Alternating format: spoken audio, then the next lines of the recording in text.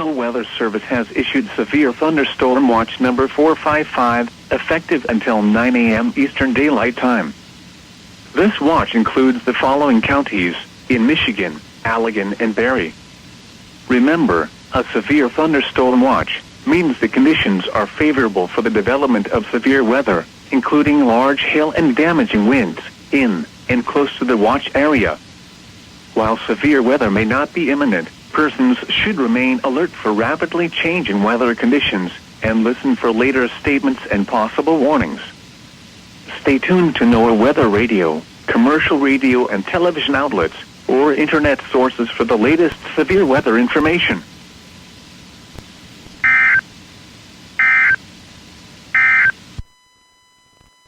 Around the area at 1 a.m.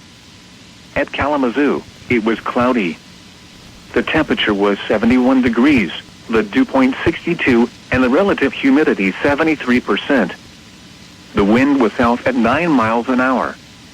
The pressure was 29.92 inches and falling.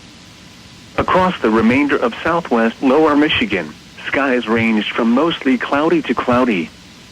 It was 71 at Grand Rapids, 74 at Muskegon, 78 at Benton Harbor.